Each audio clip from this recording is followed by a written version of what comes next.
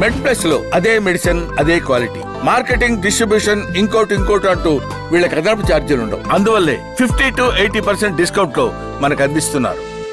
మనం అందరూ ఏం అర్థం చేసుకోవాలంటే న్యూరో మస్కులర్ డిజీజ్ అంటే న్యూరో అంటే నరము, మసల్ అంటే ఈ స్నాయు అంటే కండరం. సో ఇది అన్నీ మొత్తం ఒక యూనిట్ చూస్తే మీకు నరాలు అండ్ కండరము, దెన్ జంక్షన్.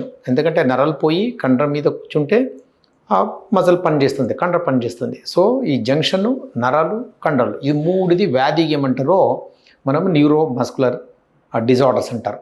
ఈ న్యూరోమస్కులర్ డిజార్డర్స్లో మీరు చూస్తే మనకి దీని నుంచి మనకు వచ్చే బాధ ఏముంటాయి అది అర్థం చేసుకోవాలి. ఇప్పుడు నరాలది ఉంటే మనకు వీక్నెస్ రావచ్చు, బలహీనత రావచ్చు, కండర సన్నగా అయిపోవచ్చు, తిమ్ములు రావచ్చు, మంట రావచ్చు, అండ్ లాగడం ఉండొచ్చు నరాలది. ఇవి మెయిన్ ముఖ్య విషయం. ఇవి జంక్షన్ అంటే ఇప్పుడు ఫస్ట్ మజల్ మాట్లాడాం. మజల్ ఎట్లా ఉంటుంది? మజల్లో మనకు వీక్నెస్ రావచ్చు, మీన్ టైము కండ సన్నగా అయిపోవచ్చు, ఆర్ మనకు ఫెసిక్యులేషన్ అంటారు, ఫిబ్రిలేషన్స్ అంటారు. దాని మీద బాడీ మీద కొద్దిగా పాటు కదిలి మనకు వార్నింగ్ ఇవ్వచ్చు. సో ఈ రెండు వ్యాధంకి ఏమంటారంటే న్యూరో మస్కులర్ డిజీజ్ అంటారు.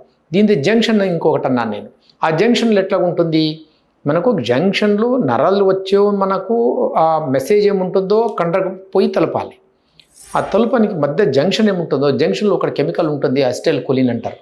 ఈ అసిటైల్ కొలిన్ ఎగ్జాస్ట్ అయిపోతే ఆర్ దానిలో డిస్ట్రక్షన్ అయిపోతే మనకు ఈ ట్రాన్స్మిషన్ పాస్ అయిపోవద్దు. సో ఆ టైంలో ఏమవుతుందంటే మనకు వీక్నెస్ వచ్చేస్తుంది. రెండుది కారణం ఉంటాయి, దానిలో రెండుది ఉంటాయి, సిమ్టమ్స్ ఉంటాయి. బట్ ఈ తిమిరులు ఉండదు, మంట ఉండదు, అండ్ లాగడం ఉండదు. దానిలో ఏమంటే వీక్నెస్ వచ్చేస్తుంది. బట్ వీక్నెస్ ఎట్లా ఉంటుంది? మీరు కండరం ఎట్లా యూజ్ చేస్తా పోతారో మీరు అట్లాగా మనకు వీక్నెస్ ఎక్కువైపోతుంది.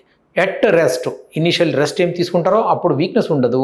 మీరు కండర ఎక్కువ యూజ్ చేసేస్తే వీక్నెస్ వచ్చేస్తుంది. దీనికి న్యూరోమస్కులర్ జంక్షన్ డిసార్డర్ అంటారు.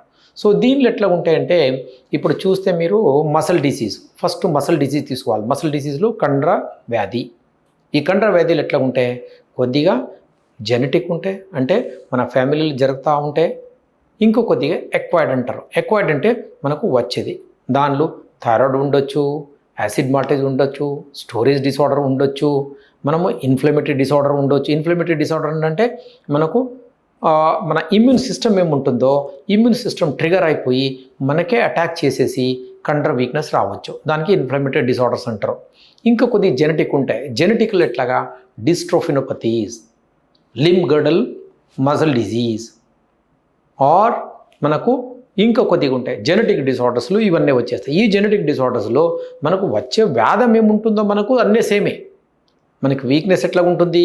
కూర్చొని నిలబడడానికి కష్టం ఉంటుంది, మెట్టలు ఎక్కడానికి కష్టం ఉంటుంది, ఆర్ మనకు ఈ పెద్ద బరువు ఏముంటుందో లేపానికి డిఫికల్ట్ ఉంటుంది.